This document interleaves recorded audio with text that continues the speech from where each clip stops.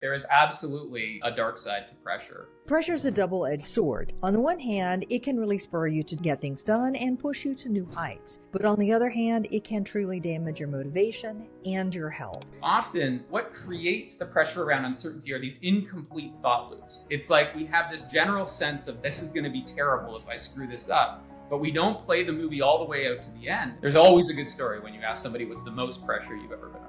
People will talk about what I would call sort of peak pressure moments. And these tend to be sort of very violent collisions of importance and uncertainty. I think it's personal. How do I feel? And for some people, focusing on who you're serving and how you're serving, who you're helping and how you're helping them, wherever that is in the company, can lift that job to make it feel a little bit more exciting. I'd say it's very rarely a good idea to amp the pressure, but there is no growth in comfort and no comfort in growth. Yet the big leaps are how careers are made and how businesses excel. So how do you master not knowing at all or feeling like an imposter? How do you have the conversations that lead to trust and, of course, excellence? How do you take charge of the things that you can control? How do you thrive outside your comfort zone? That's what this podcast is about. I'm your host, Wanda Wallace, and it's time to get out of your comfort zone. Welcome to the conversation. All right, today we're talking about pressure. And pressure is a double-edged sword. On the one hand, it can really spur you to get things done and push you to new heights. But on the other hand, it can truly damage your motivation and your health. So what we want to focus on is how can you be smarter about pressure, both applying pressure and navigating the pressure-filled moments. And that's going to apply to you as a manager for your team, as well as to you as an individual, how you think about it for yourself. And it turns out we know an awful lot about pressure from the sports world and from sports coaches. So we want to talk a little bit about how that applies in that world and ask the question, how much of that is really applicable to the business environment? And lastly, I can't resist my favorite topic, which is talking about star players. So what do we see makes it a really effective process for coaching, managing, navigating, dealing with the pressure for star players? My guest today is Dane Jensen. He's CEO of The Third Factor. He's an acclaimed speaker, an instructor at Queen's University and at the University of North Carolina. And he's a regular contributor to Harvard Business Review. And the book we're talking about today is brand new one, The Power of Pressure. I guess I should say that Dane works with all sorts of interesting companies like RBC, Asana, Microsoft, Starbucks, Pfizer's, and a whole bunch of others. And he's been working extensively with athletes, coaches, leaders, and boards across Canada's Olympic and Paralympic sports system. Senior advisor to senior executives in 23 countries and on 5 continents. And as I said, a regular contributor to Harvard Business Review. So Dane, welcome to the show. Thanks so much, Wanda. Yeah, it's great to be here. It's great to have you. I'm super excited. Partly because this whole topic about pressure is one we think we understand, and I don't think we know terribly much about.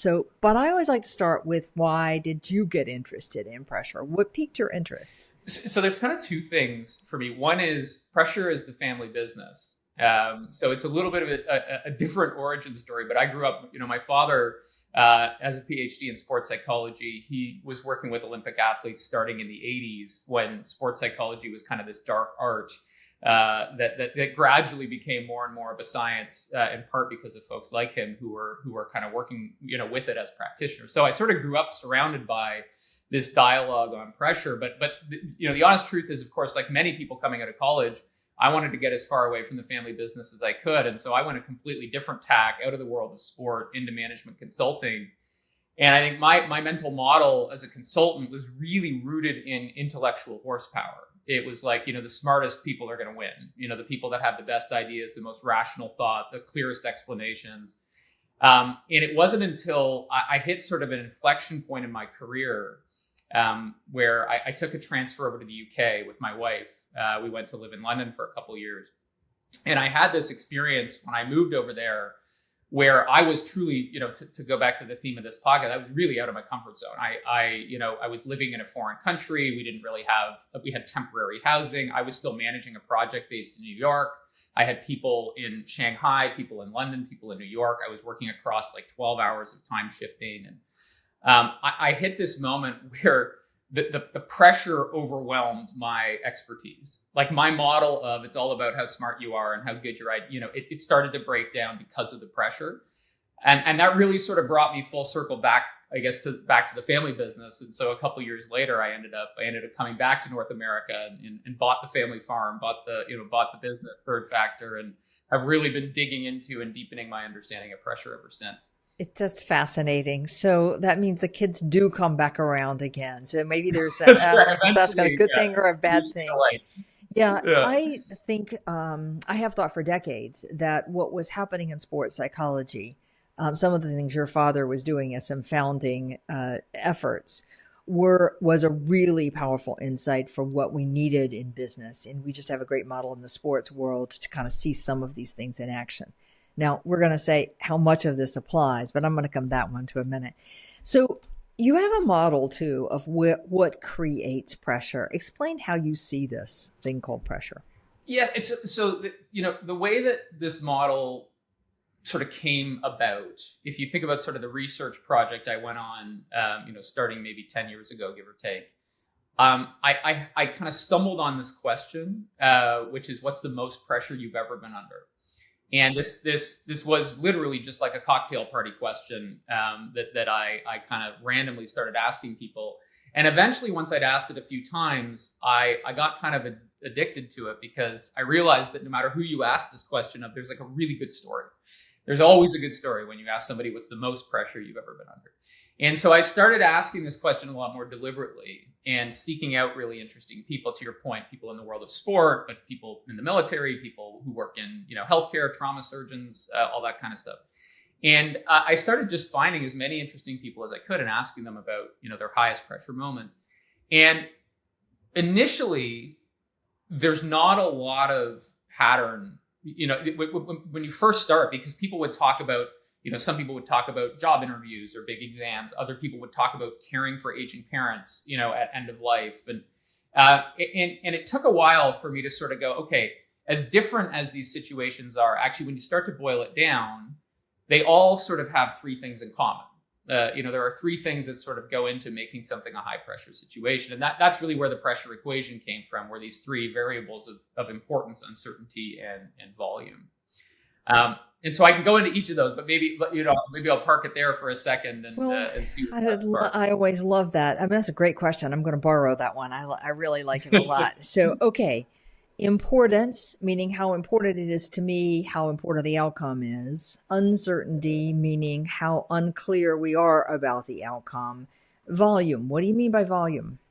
Yeah, and so one note on that importance piece, because this is a question I get pushback on this, which is, hey, but I don't see this work as important, but it's creating a lot of pressure for me. And that's when, by the way, the pressure starts to feel really empty and corrosive. It's like, why am I even doing this? And what really matters with importance is how important you have decided the outcome is. So you might not actually think your work is that meaningful, but presumably having a job is important to you. And therefore, it's actually the outcome of the work that determines the amount of pressure. And it's actually that combo of sort of like, hey, it's really important for me to keep this job, but I don't find the work that important or meaningful. That actually can create a really, difficult situation with pressure. So I always want to put that point on importance, because I think it trips people up sometimes. But volume is just the sheer amount of important, uncertain stuff that we have to deal with. It's kind of like the force multiplier, right? So anytime we are in an important, uncertain situation, we're going to experience pressure. The volume is the force multiplier that says, okay, well, how much of this are we carrying at any given moment in time? And what you'll find when you sort of do a little bit of pattern recognition on people's highest pressure moments is these three variables, importance, uncertainty, volume, they tend to combine in two different ways. So people will talk about what I would call sort of peak pressure moments. And these tend to be sort of very violent collisions of importance and uncertainty. This is the job interview, the exam, the surgery, these are really like defined moments of high importance, high uncertainty. The other thing that people describe is what I talk about as the long haul of pressure. And this is less acute importance, uncertainty. It tends to be dominated more by volume. It's just, I've got aging parents, I've got teenagers, I've got a demanding job, something goes wrong at work, and I've got this 3-month period where everything just sort of happens at the same time. And it's more about the overwhelm from volume in those situations than the importance and uncertainty. Okay. All right. So I get high pressure moments, events, if you will, that are dominated more by importance and uncertainty. And I get accumulated pressure that is more dominated by just sheer volume. All these things that are happening that are conceivably important in some ways and uncertain in some ways, but it's the number of them that really weighs on me. Okay. All right. So is pressure good or not? Maybe I should ask, when is it good and when is it not good? Yeah. And I thought your intro was just perfect because it's a double-edged sword, right? It's where do more world records get set than anywhere else in the world of sport? The Olympic Games, because there's pressure, right? There's huge energy under pressure, and you look at the flip side of it. What's the second highest healthcare cost for organizations in America behind prescription drugs? It's short-term disability, stress leave. Like, there is absolutely a dark side to pressure, and I think there's a couple ways to come at this question, but I would say that the number one thing that determines whether pressure is energy producing versus overwhelm and anxiety producing is my sense of self-efficacy. And what I mean by that is my belief in my ability to impact my circumstances. If I feel helpless, if I feel like the pressure is just happening to me, that I am a victim of this, that's when pressure starts to get really corrosive. That's when you feel the anxiety and the overwhelm. I can't move this. I can't act on it. I can't change it. When I feel like I can influence my circumstances, that's what allows us. It's still not comfortable, but that typically is what allows us to use the energy under pressure productively. That makes sense. Some of that is granted, none of us ever have complete control over whatever's going to happen, particularly in pressure-filled moments. Things go wrong. But when you believe that you have some ability to impact some portion of it, I think that works. And I think what's leading to a lot of burnout at the moment, or the symptoms of burnout, or conversation about burnout, is the loss of self-efficacy. This sense that people have this huge volume that's dumped on them from work usually, but also from private side. And they can't control it, stop it, manage it, impact it. It's just never ending. And that's my view. What's your view on that one? Do you agree or disagree? I largely agree with that. I think if you think about the three things that go into creating pressure: importance, uncertainty, volume. Especially through COVID, there was a lot of talk of unprecedented. This is unprecedented.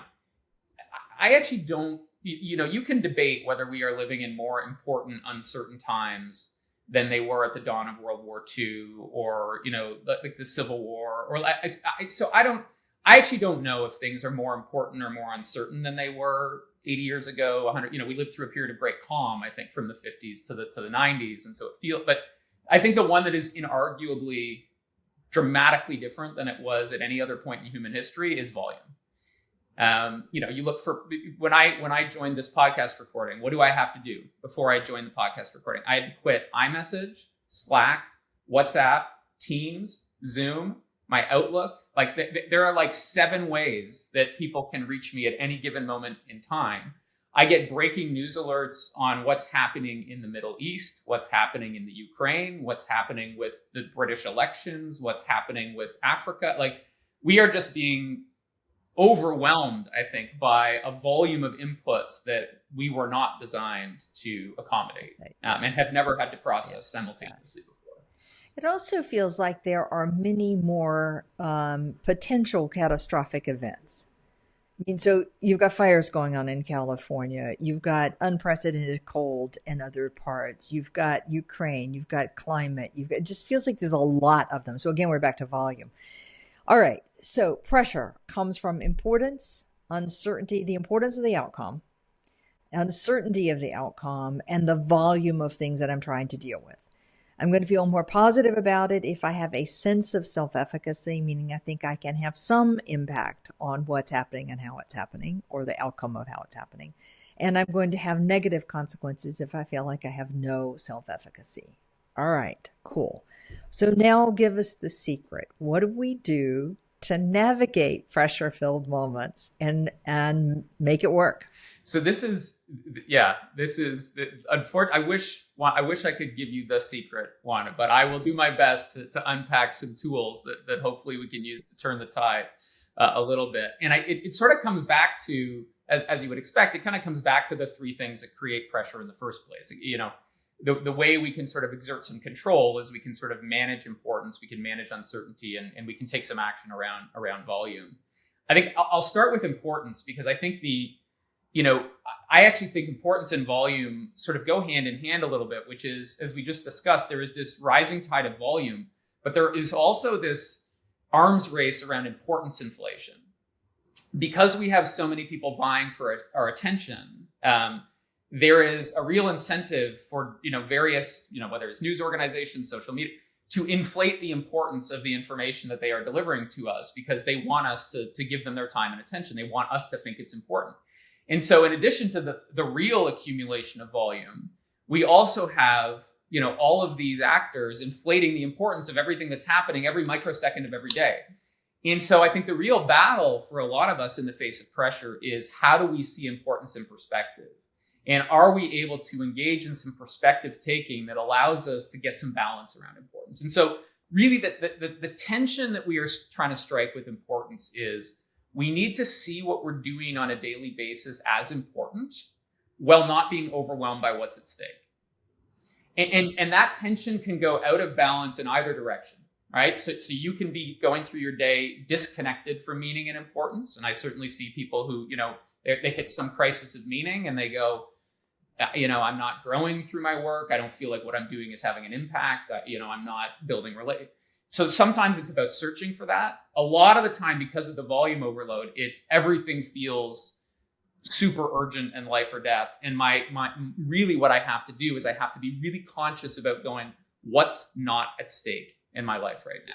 What are the important things in my life that are not contingent on this project, this meeting? Because otherwise we get so zoomed in and we fall victim to that importance inflation that can be real challenging. That makes a lot of sense. All right, can you give me an example about somebody being able to get control of this importance inflation? So I'll give you a very recent example, and this is one of my favorite sort of tools.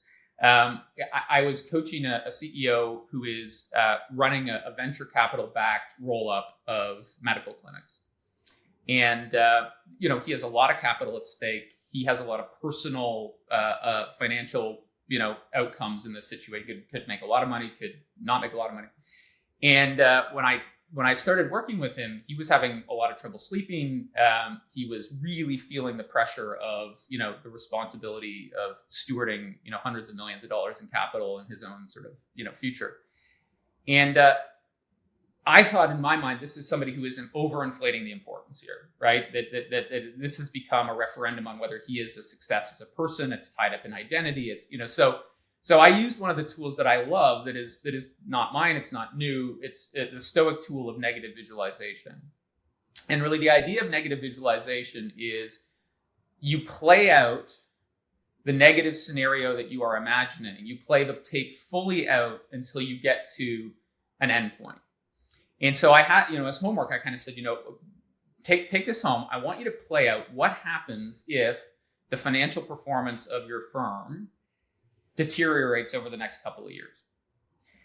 And so it was quite fascinating. He came back maybe a week or two later and he said, okay, I sat down, I actually did this with my wife. And I said, okay, well, if the next couple of quarters aren't where we want them to be, well, our multiple is going to drop by X, which means when we sell the business, I'm going to make, a much lower amount of money, which means we're not going to be able to afford our house. And we would have to sell our house. And with the proceeds of our house, we would buy a much smaller house, but we wouldn't have a mortgage. And he said, I played this out to my wife and she was like, why don't we just do that right now? It was like, if that's going to release all of the anxiety and all the pressure. And so what I found is often what creates the pressure around uncertainty are these incomplete thought loops. It's like we have this general sense of this is going to be terrible if I screw this up, but we don't play the movie all the way out to the end. And I had another experience with this. I was sitting with Rosie McLennan, who's a 2-time gold medalist in trampoline, a wonderful, wonderful athlete here in Canada, first Canadian to defend a gold medal at the Summer Games. And she had a similar experience going into the Tokyo Games in 2020. And she said her sports psych, who's a wonderful guy named Kyle Paquette, sat her down and said, okay, I want you to play out 2 scenarios. First scenario, things go great, you're on the podium. Second scenario, you crash and burn and don't have a good performance. What's life going to be like one day later? What's life going to be 1 week later? what's life going to be like 1 month later, 1 year later? And finally, they got out to 5 years later. And what she realized in going through this was, this is going to hurt in the first week, the first month, but her life would not be meaningfully different 5 years from now. And so I think that ability to sort of zoom out a little bit and sort of see what's not at stake for you here is a trainable skill that I think often we lose as the pressure hits. Okay, I like that. So play out the negative scenario. The worst case that you're imagining, what are the consequences all the way to the end, not halfway to, oh my God, I have to have this conversation with my wife and she will hate me forever as a result, or some version of that. Okay. Yeah. And then decide, what do you want to do about it? And I think you're right. There is a sense of looking at it and saying, everything is not going to fall apart. There'll be some things I don't love, but everything is not going to fall apart. All right. So that's a really good tool. Do you have another tool for dealing with any of these high pressure moments? Well, so let's stick with importance for 1 sec, and then we can kind of, because the flip side of this is the crisis of meaning that I mentioned, which is, as opposed, so this CEO, Rosie, they were getting overwhelmed by importance because, but there are situations where I work with execs who are just, it's rust out. I had another CEO actually chase me down in a parking lot after a session I did. And he said, he used the marshmallow test analogy. He's like, I've passed the marshmallow test so many times that I have more marshmallows than I can ever eat. And I realized I don't like marshmallows. Like, and you exert all this discipline your whole life, and you look around at 55 or 60 and you go like, what was this all for? Like, what's the meaning in all of this? And I do think that sort of absence of importance can really create challenges when the pressure is there as well. And so the thing that I really want people to do in those situations is what I've sort of observed in these stories is that, yes, meaning is very personal and importance is very personal. But in general, there tend to be 3 paths that connect what we do to meaning. And those paths are growth. And that means getting to a good answer to the question, how is this pressure helping me grow? How is it making me stronger? Second path is contribution, which is how is enduring this pressure benefiting others? How am I contributing to my family, to the company, to society, to my community? And then the third path is connection, which is, how is this pressure bringing me closer to people that I care about? And I think when it starts to feel empty and hollow, you got to really work those questions. Like, so how is this making me better, right? What am I doing that is helping somebody else? What are the relationships that this pressure is sort of forging or strengthening? And I think our ability to consciously look for those things can help. Yeah. I've often said, so I agree with you. I think that sense of meaning is a very personal one. I don't think there's a generic answer for it. I don't think there's a big company mantra that's going to make everybody have a sense of purpose at the end of the day. I think it's personal. How do I feel? And for some people, focusing on who you're serving and how you're serving, who you're helping and how you're helping them, wherever that is in the company, can lift that job to make it feel a little bit more exciting.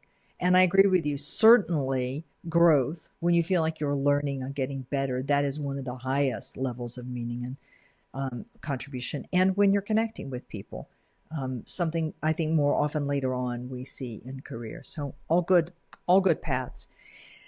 Okay.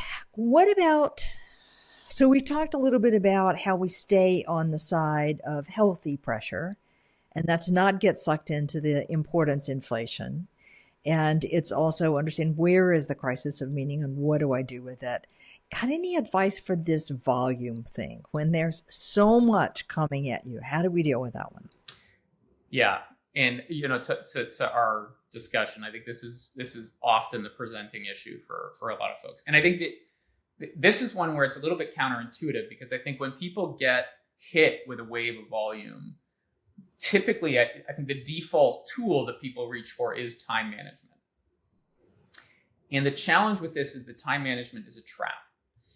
It is a blind alley, because what happens to the people who get really good at time management? They get more. Do they get more volume or less volume? Yeah, right. More volume. They get more volume, right? It's the time management.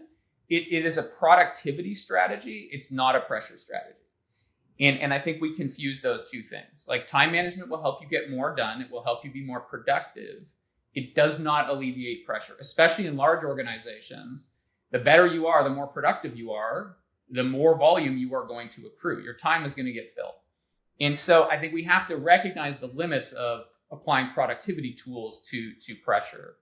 And instead, when it comes to volume, you got to look at, well, what is volume? What is it that accrues in terms of, and really there's three piles. There's tasks. There's the tasks that we take on. There are decisions that we need to make. And there are the distractions that pull us away from accomplishing those tasks and making those decisions. And I think each of those three piles, we can dive into any one of them, but you got to really hit those three things if you want to manage volume. Yeah, I'm going to hit on one that I recognize in many of the people that I coach, as well as in my own life, is there's a really difficult decision to make. And I don't want to make it. I'm avoiding it. And I just keep stalling on it. And the pressure on getting there accelerates. And I start avoiding doing the task that I need to do because I'm avoiding everything rather than making this really difficult decision, like firing somebody, for example. And it just accumulates. I think that's part of it. But I also think we allow ourselves to be distracted in interesting ways, like social media, for example, or devices, or other communication, or importance, or all those things. But now talk to me about tasks, because tasks is the one that it feels like you can't get your handle on reducing tasks. So how do I make sure I manage that pressure? Oh boy. So tasks, I think it depends a little bit on the path that you've taken to overwhelm when it comes to tasks, because I think people get overloaded with tasks in two slightly different ways. So, the first path to overwhelm from tasks is you are surrounded by people that are overloading you with tasks. So maybe you have an unreasonable manager, or maybe you have 5 managers because you're in a matrixed organization and they don't talk to each other. And so you are being sort of downloaded an unreasonable amount of tasks. The second way, though, that we get overwhelmed with tasks, listen, I work for myself. I'm an entrepreneur. I own my business. I find myself nobody's downloading tasks to me. I overwhelm myself with tasks because I am overly optimistic about what I can accomplish. And it's the optimism that gets me in trouble because I say yes to way too much stuff, that I should be saying no to. And so I think you got to be honest with yourself to start with of, okay, which of these is actually driving the overwhelm for me in terms of tasks. Now, if it's the former, if you do that honest accounting and you go, no, like I'm trying to, but I'm just, on the bottom of the pile here and I get a bunch of stuff and it's too much. I think the big challenge here is it can be quite career limiting to just say no, right? To just be like, I'm not doing it. And so the thing, and this is not an easy one, but I think the thing that I try to coach people through is how do we change those binary conversations into prioritization conversations, and still show up as an enthusiastic, motivated collaborator, but somebody who wants to direct their time to where it's going to have the highest and best use, right? So I'm doing X, Y, and Z right now. Is this a bigger priority than those 3? Where do you want me to slot it? And making sure that you are doing that sort of negotiating, if you will, upstream. Because the second that you say yes to that task, now it starts to create pressure. And if you try to negotiate downstream, that's actually what usually creates because then we feel like we're breaking a commitment, we're letting people. So the discipline of having those prioritization conversations upstream is I think critical. If it's your own optimism, the tool that I have, and I, listen, by the way, this is a life issue. I really deeply believe this. It's like, it's a huge asset to be optimistic and to think you can, and it's like something that requires constant vigilance. The best tool I have found for it is calendar blocking, which I don't think is a revolution. But the thing that really landed it for me was I read a little piece. I think it was Nassim Taleb, the author of The Black Swan, and he talked about how odd it is that we have evolved to have 2 completely different lists of claims on our time. We have our calendar that tracks the claims on our time that involve other people. And then we have the to-do list, which tracks claims on our time that only involve us. And so this ability to merge those 2 things, to drag your to-dos onto your calendar, that's the thing that allows me to actually go, how much time do I really have? Like, can I really say yes to this thing? Because until I combine them, I'm likely to just go, yeah, I can probably fit it in. So yeah, different approaches. Yeah. I don't know that symptom at all. It has nothing to do with my life in any capacity or ever has or whatever, all of those things. And by the way, I'm not changing it. But okay, here we go. Yes, I find that people are unwilling to negotiate upfront, as you say, around a task. And negotiation may be prioritization, but it also may be quality of output.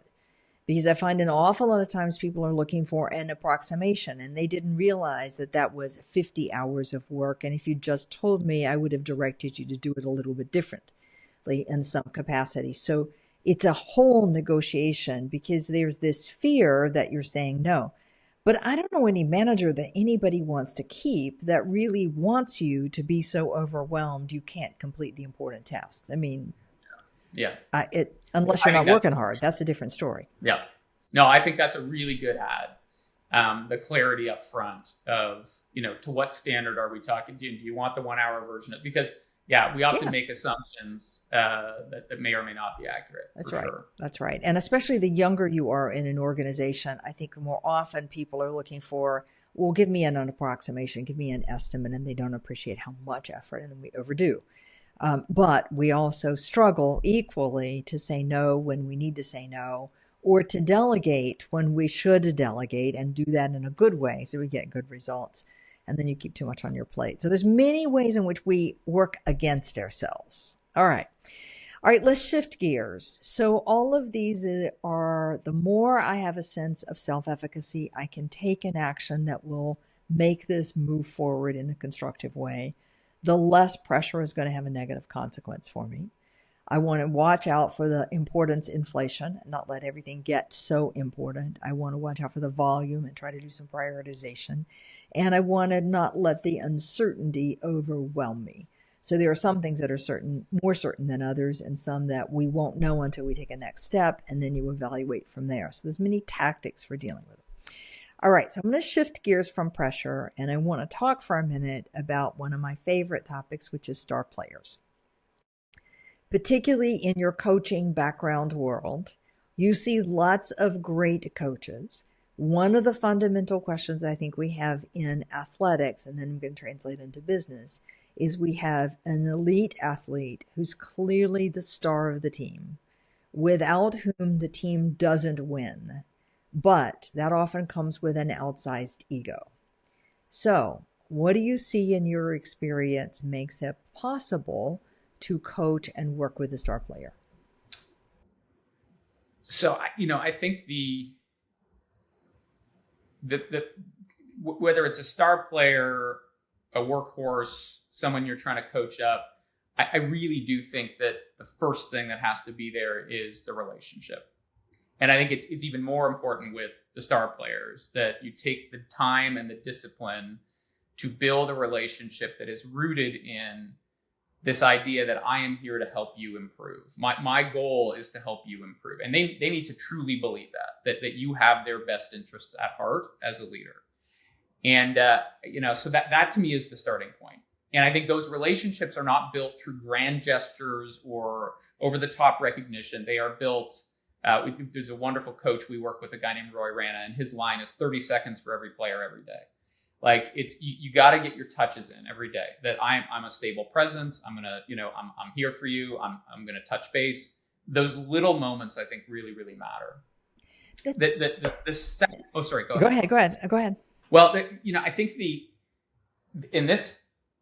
this came from a wonderful man, a guy named Johann Olaf Koss, who is one of the most decorated Winter Olympians of all time. He's a 4-time Olympic gold medalist in long track speed skating. And after his athletic career, he went on to found an NGO called Right to Play, which uses play for development, sport for development, impacts 2 million children a week globally. It's an incredible organization. And I had a really good chat with him because he was the reigning world champion. He was heading into Lillehammer. And his thing with a new coach was two things. First, if I am going to take advice from you, I need to know that you see just how good I am. And I think like, so another coach we work with, Andy Higgins, he coached 2 decathletes to Olympic podiums. His thing was, if you don't debrief the good performances, you're in no position to debrief and learn from the bad ones. And I think with star performers, that is 10x true.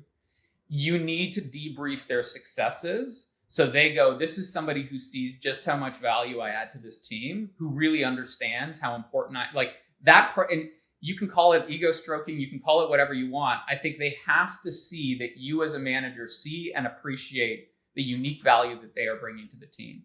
And I think the more work you do up front, and this is not puffery, it's literally like, we're going to debrief the wins and go, I noticed you did that. That was really effective. I'd love you to share that approach with your team. Or when you approach the problem that way, it made such a difference because it unlocked X, Y, and Z. I'd love to share those learnings with the broader leadership group. Would you mind showing up at the meeting to share your findings next week? Like, it's debriefing the good performances that starts to build the relationship that when we hit a little bit of a roadblock, they are more open to the coaching and feedback because they know that you see that they are as good as they are.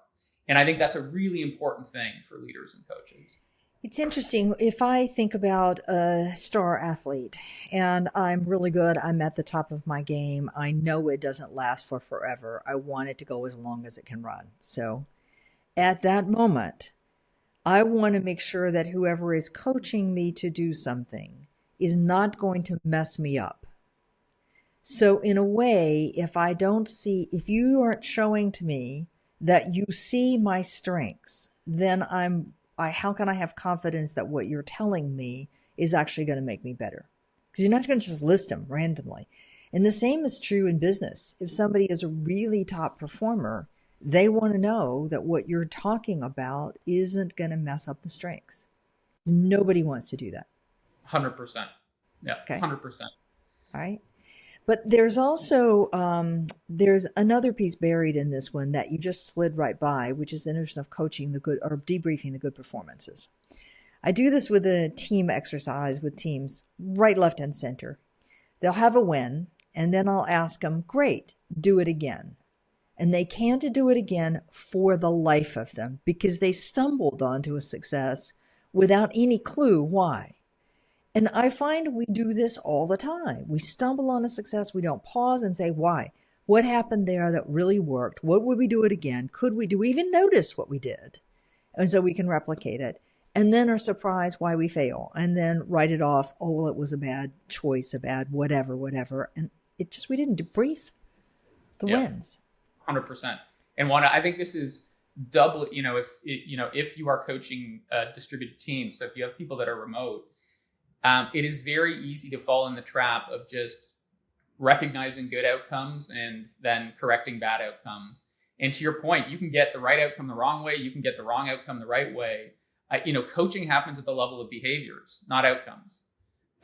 People don't directly control outcomes. The only thing they control is their behavior. And so one of the big things that we teach leaders is, and this works whether you're in person or remote, but in particular, you got somebody who's remote, you're not seeing their performance every day. They deliver a big win. Great. The coaching is, hey, I noticed you had a big unlock on that project. What did you do? And you got to keep asking questions until you get to the behavior, because the behavior is the level at which you actually want to reinforce or course correct, not the outcome.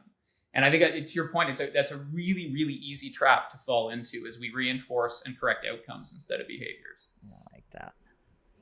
Yeah, I like that one. I do that all the time in terms of what goes wrong, but we don't flip the switch nearly often enough and debrief the what goes right. And what you said. Well, I'll give you one more example on that one. There's a football coach, Canadian football coach, guy named Mike O'Shea. He's won 6 Grey Cups, which is the Canadian equivalent of the Super Bowl. And his whole thing was, you can't turn the film room into the penalty box. Like, if the only time you get together to watch game film is to show people where they screwed up, you're going to build this negative association. So I think the same happens in organizations. Like, well, we better debrief that. And all of a sudden debriefing becomes code for we're going to tear each other down. Debriefing is supposed to be a developmental experience. And so if you're only debriefing the bad performances, you're going to get defensiveness right out of the gate as opposed to learning. It's an interesting one too, because if you have the practice of debriefing everything, then when it goes wrong, it's just a normal muscle. It's not a weird thing 100%. At all. Okay. Talk for me a minute about great coaches. So we talked about star athletes. We talked about the need for the relationship. I love your quote, 30 seconds every player every day. That notion that I have a touch with the people who are working for me every single day is an interesting one. I see that in some of the best leaders. But what else do you see from the greatest coaches that you think we need to apply? Yeah. So, the relationship is the foundation. And that Roy Rannick quote is great. Then on top of that, I think there's a bit of a virtuous cycle that we observe in great coaches, which is, the vast majority of conversations they have with people are about one of three things. And we talk about these in our programs as the three plays of a coach. The first is clarity. And that is, do we have a clear picture of what's expected and why it matters? And this, to your point, that's a great point around tasks.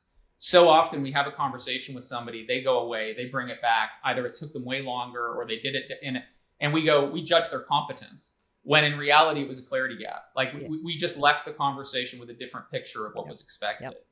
And so I think that, Andy Higgins, who I mentioned earlier, he has a great line, which are expectations are the basis of all successful coaching. You got to be really, really good at clarity conversations. Do we have the same picture of what is expected? And are we both clear on why this really matters? Like what's important about this? So that's job number one. Job two is once people are clear on what's expected and why it matters, do they have the competence to meet those expectations? So second play is competence. And that's the second type of conversation coaches have a lot. It's okay, here's what's expected. Let me help you build the knowledge, the skill, and the confidence to meet those expectations. Often that happens through feedback. It happens through mentoring or, demonstration but some activity to build competence and confidence. Third play of a coach is recognition. And this is, okay, once we're rock solid on what's expected and why, I've helped you build the competence to succeed against those expectations. Do you see that your effort is seen and appreciated by somebody whose opinion matters to you? And that's really the virtuous cycle, right? It's like clarity of expectations, support to build the confidence to succeed, and then recognition of effort that sort of locks in the flywheel of effective performance improvement, in our view. Right. Yeah.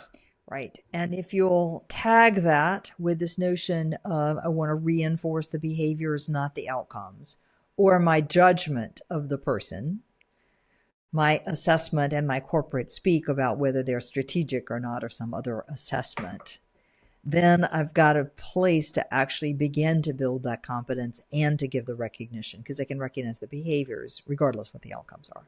100%. 100%. Okay. And that, by the way, is the difference in my mind between the coach, and when I say coach, I'm talking about the leader as a coach, right? I'm talking about the manager coaching. I'm not talking necessarily about an outside exec coach. That to me is the difference of the role of the leader as coach versus the sort of formal recognition. If you look at what organizations are very good at recognizing outcomes, at recognizing end goals.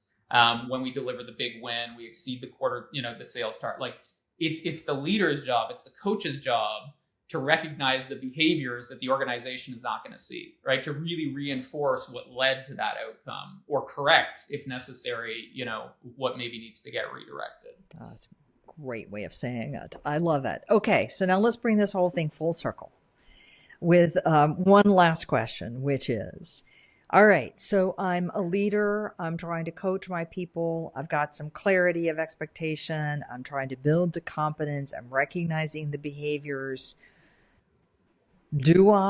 When do I ramp up the pressure? So I think, it's often less about ramping up the pressure than it is when do I choose to shield people from the pressure versus when do I, do less of the protect. There are very few instances that I've observed especially in business, where a leader needs to magnify pressure. However, I think there are situations where when people go through a setback or a challenge, leaders need to stop the impulse to jump in and rescue people from the pressure and the negative emotion that creates.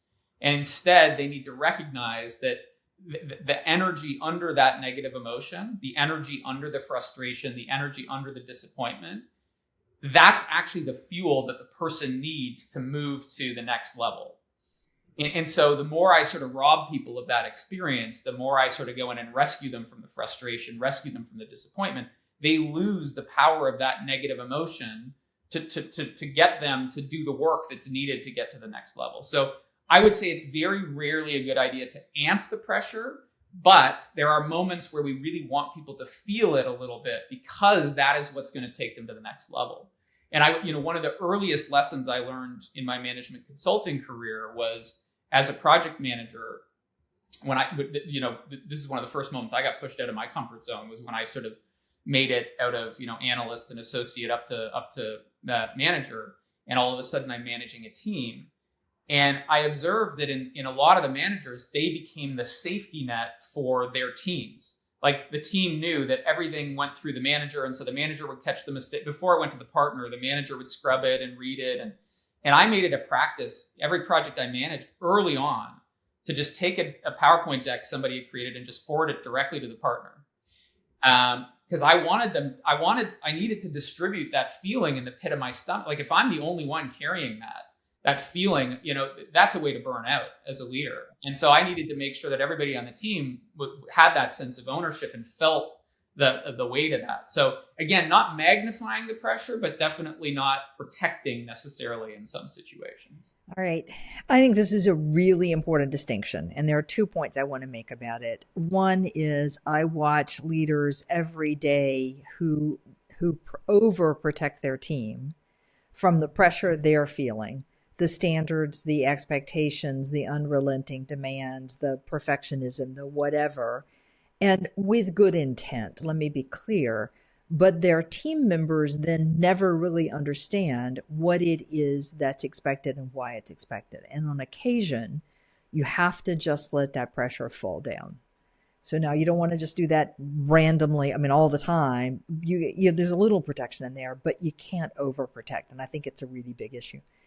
All right. The second thing I want to make about this one is, I believe one of the biggest mistakes leaders make when they're thinking about coaching, and they grab their sports coaching experience, they believe that what sports coaches do is apply pressure, and the pressure is what makes people perform.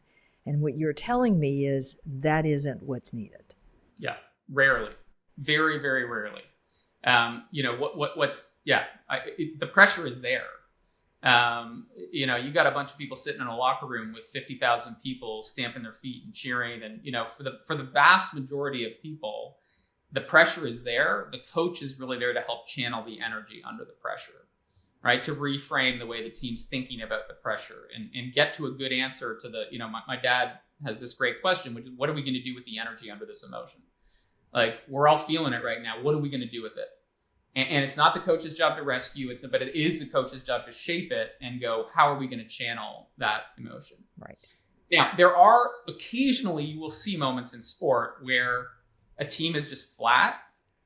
And there is sometimes a bit of a challenger moment where it's kind of like, is this who we are as a team? Like, where and often you'll see this a little bit deeper in the season, and maybe the playoffs are now out of reach, and you got, especially in pro sports, you got players thinking about their next contract year, but I don't really think those situations tend to apply as frequently in business as they do in the world of sport. Right. I just think an awful lot of leaders have experienced, let's say, a high school or university coach somewhere along the line that just did pressure, and they think it's the only way you coach. And I wanted to hear from you that no, that is not necessarily the best way to coach. All right, Dane. What great conversation. Dane Jensen's my guest. The book we're talking about is The Power of Pressure.